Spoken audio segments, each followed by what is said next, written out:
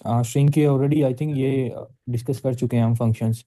तो अगर स्ट्रिंग की लेंथ को मेजर करना है या फिर स्लाइसिंग के थ्रू अगर स्ट्रिंग को प्रिंट करवाना है तो वो देख लेते हैं। उसके बाद हम फिर चलते हैं जो कंडीशनल स्टेटमेंट्स हैं उन पे। तो इनको लेक्चर 3 का नाम दे देते हैं।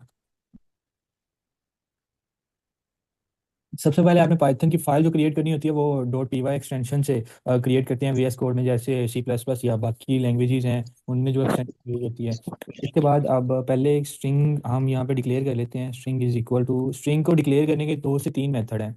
एक तो हम डबल कोट्स के अंदर जो भी सिंटैक्स लिखे हैं वो एज अ स्ट्रिंग के तौर पे सेव होगी, like this is a string. और इसके अलावा हम इसे सिंगल कोट्स में भी लिख सकते हैं,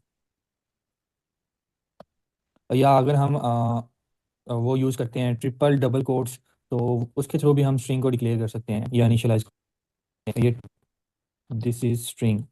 तो ये तीनों वैलिड स्ट्रिंग्स हैं।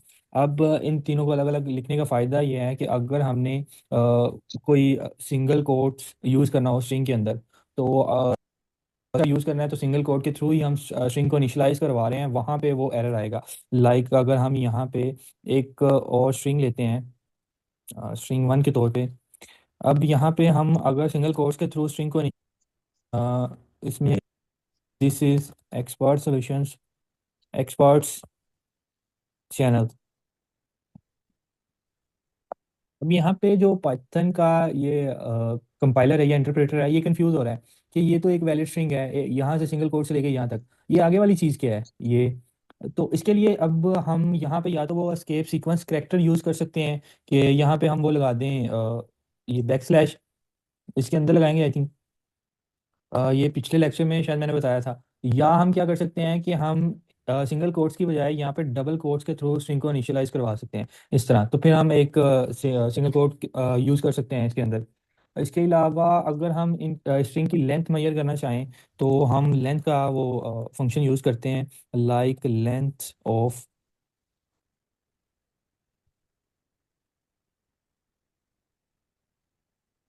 इसको अगर हम रन करते हैं तो ये जो स्ट्रिंग की लेंथ है वो यहाँ पे कर देगा 24।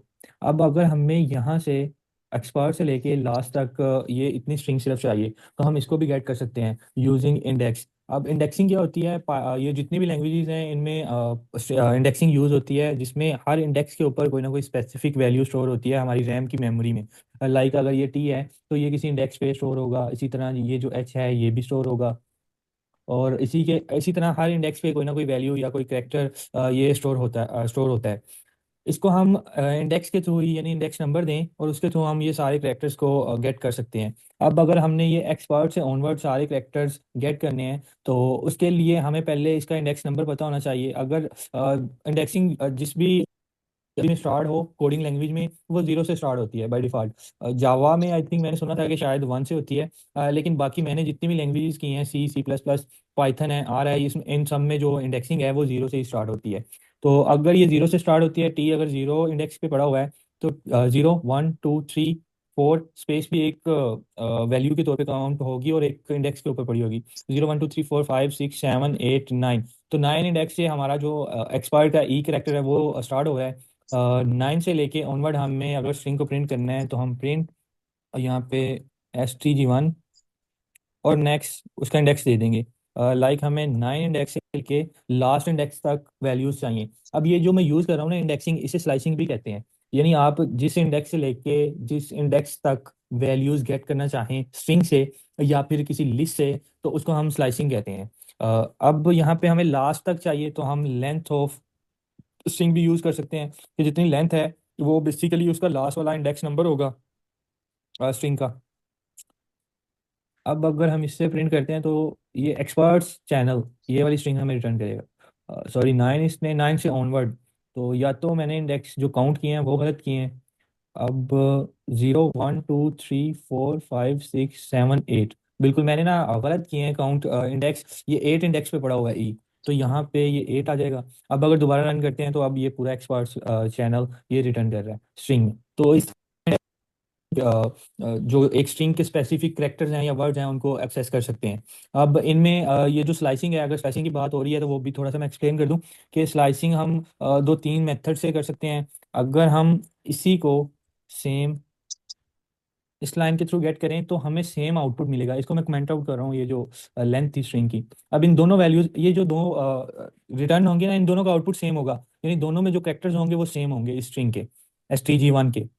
तो हम चेक करते हैं, यहाँ पे हमने जो लास्ट वाला इंडेक्स है वो दिया है कि ये स्ट्रिंग लास्ट इंडेक्स होगा, यानी लेंथ ऑफ स्ट्रिंग है तो ये लास्ट इंडेक्स होगा, लेकिन यहाँ पे नहीं दिया। तो बाय डिफॉल्ट पाइथन में अगर हम स्टार्टिंग इंडेक्स दे रहे हैं और लास्ट वाला इंडेक्स नहीं दे रहे तो वो बाय डिफॉल्ट खुद ब खुद ही लास्ट इंडेक्स तक ही उसे काउंट करेगा। इसी तरह अगर हम स्टार्टिंग में नहीं देते, यानी अगर मैं इसी को कॉपी पेस्ट करता हूँ और यहाँ पे मैं ये कहता हूँ कि ये स्टार्टिंग 0 से स्टार्ट हो और 8 तक जाए या 9 तक जाए, तो अगर 9 तक कहेंगे तो ये स्पेस तक, यहाँ तक ये हमें रिटर्न करेगा जो स्ट्रिंग है। और इसी को हम दूसरे मेथड से भी देख लेते हैं। अगर मैं 0 रिमूव कर देता हूँ तो मतलब यहाँ पे हमने ये देखा कि अगर हम 8 इंडेक्स से लेके, मैं इनकी लोकेशन चेंज कर रहा हूँ ताकि अंडरस्टैंड करने में इजी रहे। अच्छा, सबसे पहले हमने क्या किया कि 0 इंडेक्स से लेके 9 इंडेक्स, यानी 9 से लेस देन 1, 1 इंडेक्स, 8 इंडेक्स तक जितने भी करेक्टर्स हैं स्ट्रिंग के वो हमें गेट करके दे दे या प्रिंट कर दे। उसके बाद नीचे वाली लाइन भी सेम काम कर रही है। अगर हम यहाँ पे इनिशियल जो इंडेक्स है वो नहीं देते तो बाय डिफॉल्ट जो पाइथन है वो स्टार्टिंग इंडेक्स ही लेता है, और जहाँ तक हमें चाहिए वो लास्ट वाला। ठीक है, उसके बाद अगर हम यहाँ पे नीचे 8 इंडेक्स के से लेके लास्ट इंडेक्स तक सारे करेक्टर्स या वो स्ट्रिंग गेट करना चाहते हैं, प्रिंट करना चाहते हैं, वो हमें यहाँ पे रिटर्न करेगा। और यहाँ पे अगर हम लास्ट वाला इंडेक्स नहीं देते तो बाय डिफॉल्ट वो खुद ब खुद लास्ट वाला इंडेक्स ही लेगा। अब इसको प्रिंट करके देख लेते हैं। ये देखें, दिस इज, ये इतनी स्ट्रिंग ली है इसने 9 इंडेक्स के तक। अगर हम इसे 8 कर दें तो 8 से एक लेस देन तक लेगा। अगर 9 करते हैं तो 9 इंडेक्स आई थिंक एक्स तक बनता है, और ये यहाँ ई तक ले रहा है, पूरी करेक्टर्स जितने भी हैं स्ट्रिंग के, या इतनी स्ट्रिंग ले रहा है। ठीक है, तो अगर हम 8 कर दें तो ई से पहले तक लेगा, और नीचे भी हम 8 कर देते हैं तो ये स्पेस तक स्ट्रिंग को प्रिंट करेगा। अब इसी तरह अगर हम ना स्टार्टिंग इंडेक्स दें ना एंड वाला इंडेक्स दें तो ये बाय डिफॉल्ट पूरी स्ट्रिंग ही प्रिंट कर देगा। यानी अब ये बाय डिफॉल्ट स्टार्टिंग इंडेक्स 0 लेगा और लास्ट वाला इंडेक्स लेंथ ऑफ जो भी स्ट्रिंग की लेंथ है या लास्ट वाला जो इंडेक्स है वो लेगा। तो ये जो लास्ट वाली प्रिंट स्टेटमेंट है ये आपको पूरा का पूरी पूरी स्ट्रिंग ही प्रिंट कर देगी। लाइक ये देखें, ये पहले 0 से 8, ये 8, 8 से लास्ट इंडेक्स ये भी, और ये पूरी स्ट्रिंग। तो आई थिंक ये स्लाइसिंग की आपको समझ लगी होगी। अगर किसी का कोई क्वेश्चन है तो वो पूछ ले यहाँ पे। किसी का कोई क्वेश्चन नहीं है? तो इसका यार कोई फंक्शन नहीं है स्लाइस वगैरह का? स्लाइसिंग करने का हम यही काम लूप्स के थ्रू करते हैं। मतलब अगर हमें यहाँ से यहाँ इंडेक्स तक जाना है तो हम पहले एक फॉर लूप लगाएंगे, उसमें ये बताते हैं कि हमें 0 इंडेक्स से यहाँ तक जाना है। तो बेसिकली ये एक फंक्शन के तौर पे ही काम कर रहा है। अगर स्लाइसिंग का फंक्शन इससे और इजी किस वे में हो सकता है, मतलब आप स्टार्टिंग इंडेक्स दे रहे हैं और एंडिंग इंडेक्स दे रहे हैं विदाउट लूप, और सारे वो करेक्टर्स को प्रेस कर रहे हैं। अगर हम इसी सही सही। को लॉजिक, तो हमें 0 से लेके 8 तक एक फॉर लूप चलाना पड़ेगा। और जिस तरह हम एक अरे की वैल्यूज गेट करते थे लाइक stg1, अगर हम एक लूप लगाते तो हम क्या करते यहाँ पे आई लिखते, और वही वो सारी वैल्यूज यहाँ पे प्रिंट होती जाती जितना एक लूप की जितनी इटरेशन हम रखते 0 से 8 तक, तो उसकी वो उतनी वैल्यूज हमें ये प्रिंट करके देता ये। लेकिन हम स्लाइसिंग के थ्रू विदाउट लूप हम ये यूज़ कर सकते हैं कि हमने किस तरह इन वैल्यूज को गेट करना है। वैसे इसका कोई फंक्शन नहीं है। ठीक है। ठीक हो गया ठीक। अच्छा, अब नेक्स्ट हम चलते हैं कंडीशनल स्टेटमेंट्स पे। तो कंडीशनल जैसे पहले ही शो कर रहा है कि कंडीशंस ऐसी स्टेटमेंट्स जिनमें हम कंडीशंस लगाते हैं, लाइक अगर हम कोई भी कंडीशन सेट करते हैं कि अगर आज 10 बजे 4 स्टूडेंट अवेलेबल होंगे या 5 स्टूडेंट अवेलेबल होंगे तो हम क्लास स्टार्ट करेंगे, अदरवाइज नहीं करेंगे, या अदरवाइज नहीं करेंगे, ये एल्स में चला जाता है। अगर कंडीशन ही लगानी है कि अगर क्लास स्टार्ट होगी तो 4 स्टूडेंट मस्ट हैं, तो ये कंडीशन है।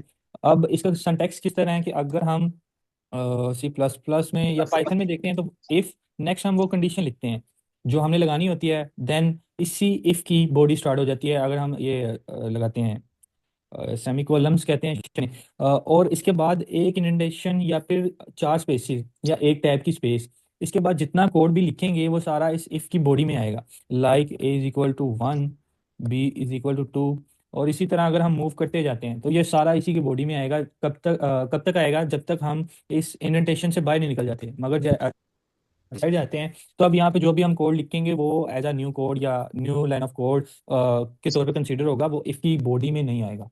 ठीक है। अब हम इसे देख लेते हैं कंडीशंस के थ्रू कि यहाँ पे कंडीशंस काम किस तरह करती हैं। हमने वो साथ ही वो लॉजिकल ऑपरेटर्स भी डिस्कस कर लेते हैं। हमने पढ़े हैं एंड, लॉजिकल ऑपरेटर, और एंड, डबल इक्वल टू, इसके अलावा less than equal to, greater than equal to. इनको हम देखते हैं सबको, ये किस तरह काम करते हैं इस कंडीशंस में। अब सबसे पहले एंड ऑपरेटर। अगर एंड से भी पहले हम कंडीशंस देखें कि इफ जो स्टेटमेंट है उसमें कंडीशंस किस तरह काम करती हैं। हम एक वेरिएबल डिक्लेयर करवा लेते हैं एज के नेम से, उसमें कोई वैल्यू 18 रख ली। अब हम नीचे एक कंडीशन लगाते हैं, इफ एज। पहले तो यहाँ पे एक लॉजिकल ऑपरेटर यूज करते हैं प्रिंट करके कि हमें ये वैल्यू क्या देता है। जो एज है अगर तो वो ग्रेटर देन या इक्वल टू है 18, देन क्या प्रिंट होगा। अगर वो लेस है देन क्या प्रिंट होगा। और अगर वो डबल इक्वल टू है। अब अगर हम यहाँ तक कोड को रन करते हैं तो ये हमें बताएगा कि कौन सी वैल्यूज ट्रू हैं कौन सी फॉल्स हैं। अब यहाँ पे मैंने इक्वल लगाया हुआ है तो उसकी वजह से ना, क्योंकि 18 के इक्वल हैं सारी, तो मैं इनको remove हाँ कर। क्या? आवाज़ नहीं आ रही? अब आ रही। तो मैं इनको रिमूव करता हूँ। अब अगर देखें तो हम यहाँ पे हमें ये, क्योंकि एज की वैल्यू जो 18 है वो ग्रेटर देन 18 नहीं है, तो यहाँ पे ये जो हमें वैल्यू रिटर्न कर रहा है ये फॉल्स। इसी तरह दूसरी जो स्टेटमेंट है उसमें लेसर भी नहीं है तो यहाँ पे फॉल्स। और तीसरी कि यहाँ पे 18 की वैल्यू 18 के इक्वल है तो हमें यहाँ पे ट्रू वैल्यू रिटर्न कर रहा है। इन्हीं को अगर हम यहाँ पे इफ कंडीशन में लगा के देखते हैं स्टेटमेंट में, तो यहाँ पे जो कंडीशन लगाएंगे अगर तो एज की वैल्यू ग्रेटर देन हो 18 के, देन यहाँ पे प्रिंट कर दें यू कैन ड्राइव। अदरवाइज ये एक कंडीशन है। अगर हमें दूसरी कंडीशन लगानी है तो उसके लिए हम यूज करते हैं एलिफ, यानी एल्स इफ। जैसे हम सी प्लस प्लस में लिखते थे एल्स इफ, इसी तरह हम पाइथन में लिखते हैं एलिफ। और नेक्स्ट जो दूसरी कंडीशन लगानी हो, जैसे कि एज लेसर देन 18, और यहाँ पे हम प्रिंट स्टेटमेंट लिख लेते हैं यू कॉन्ट ड्राइव। और इसी तरह हम अगर तीसरी कंडीशन लगानी है, elif age double equal to 18, यहाँ पे प्रिंट कर देते हैं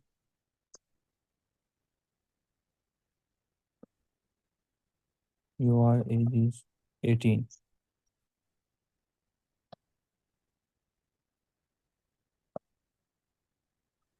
अदरवाइज एल्स में प्रिंट कर दें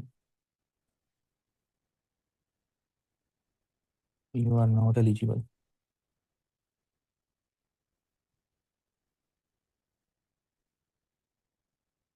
अब यहाँ पे अगर हम पहली कंडीशन देखें तो यहाँ पे पहले फॉल्स रिटर्न कर रहा था। यानी ये कंडीशन अगर फॉल्स होगी ना तो ये इसकी बॉडी में जितने भी लाइन ऑफ कोड्स हैं वो एग्जीक्यूट नहीं होंगे। अ, अब दूसरी जो कंडीशन है, पहले जो इफ एल्स है वो ये वर्क किस तरह करती है कि अगर तो पहली कंडीशन ये ट्रू है तो नीचे वाली जितनी भी कंडीशन हैं वो ट्रू भी होंगी तो चेक नहीं होंगी। पहले ये कंडीशन चेक होगी, अगर ये हमें ट्रू मिल जाती है तो नीचे वाली कोई भी कंडीशन चेक नहीं होगी। अगर ये फॉल्स मिलती है तो फिर दूसरी कंडीशन ये चेक होगी कि ये अगर ट्रू है तो फिर इससे नीचे वाली कोई भी कंडीशन चेक नहीं होती। अगर ये भी ट्रू नहीं, नीचे वाली ट्रू है, तो फिर ये चेक होगी। उसके बाद अदरवाइज एल्स वाला पार्ट तो फिर एग्जीक्यूट होता ही है। अब यहाँ पे होगा क्या कि पहले ये कंडीशन भी फॉल्स, ये भी फॉल्स, ये ट्रू थी, तो यहाँ पे ये ट्रू, ये प्रिंट जो प्रिंट स्टेटमेंट है ये एग्जीक्यूट होगी। और उसके बाद नीचे एल्स वाली नहीं होगी। अगर हम इससे करके देखें,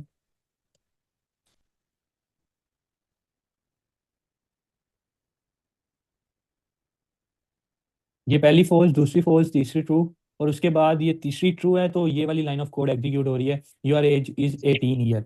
ठीक है। अब यहाँ पे अगर हम ऐसा करें कि पहले वाली जो कंडीशन है ना उसको ट्रू कर देते हैं, डबल इक्वल टू, और यहाँ पे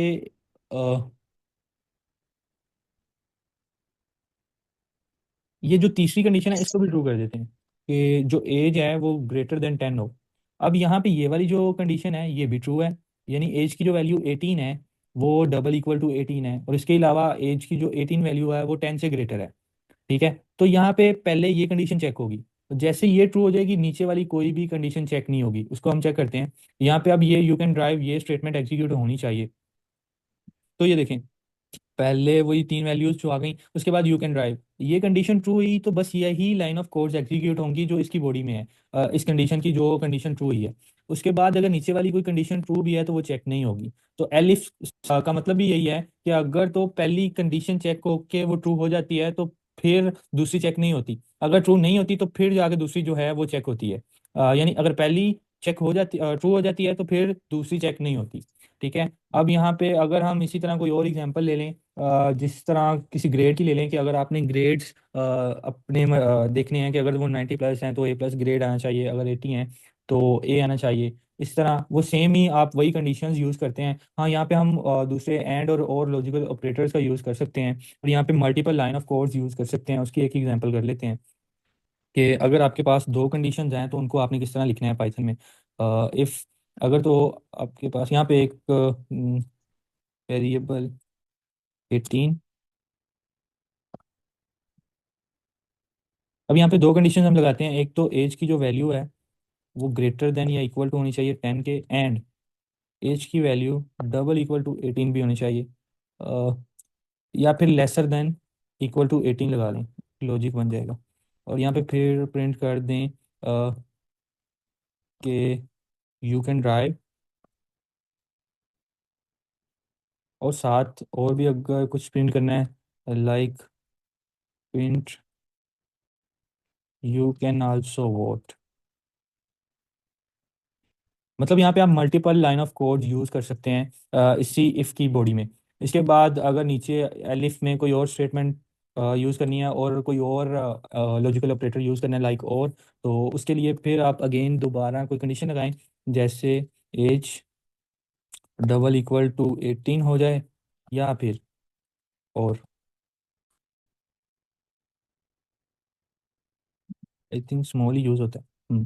और जो एज की वैल्यू है वो ग्रेटर देन इक्वल टू 10 हो जाए, मतलब दोनों में ग्रेटर देन 20 हो जाए। दोनों में से अब कोई एक भी कंडीशन अगर ट्रू होती है तो यहाँ पे वो नीचे वाली जो लाइन ऑफ कोड है या प्रिंट स्टेटमेंट है उसे एग्जीक्यूट कर देगा।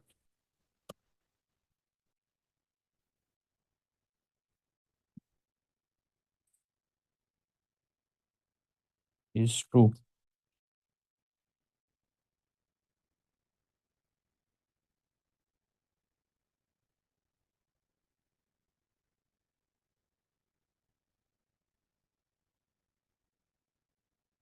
अब इसको अगर हम एग्जीक्यूट करते हैं इस कोड को, तो सबसे पहले ये वाली कंडीशन चेक हुई है, ये दोनों ट्रू होनी चाहिए थी और ये दोनों ही ट्रू हैं। अगर यहाँ पे हम किसी एक को फॉल्स कर देते हैं, जैसे अगर ये दोनों ट्रू हैं तो ये दोनों स्टेटमेंट्स प्रिंट हो रही हैं।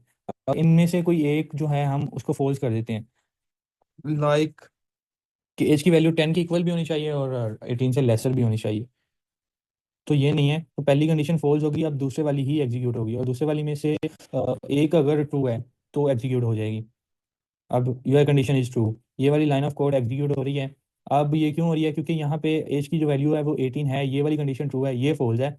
कि 18 की 18 जो वैल्यू है वो 20 से ग्रेटर है, ये फॉल्स है। लेकिन यहाँ पे और ऑपरेटर यूज़ किया है इसीलिए एक कंडीशन ही ट्रू काफ़ी है, तो ये लाइन ऑफ कोड भी उसी के थ्रू एग्जीक्यूट हो रही है। अब यहाँ पे दोनों जो कंडीशंस हैं ये ट्रू होनी चाहिए थी, यानी एंड जो ऑपरेशन है उसमें क्या होता है कि दोनों कंडीशंस आपकी ट्रू होनी चाहिए।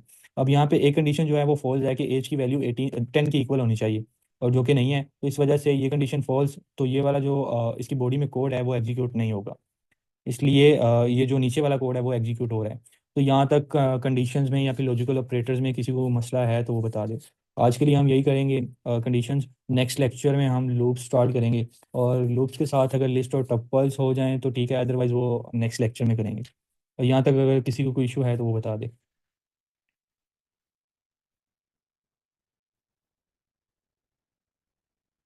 किसी को भी नहीं है?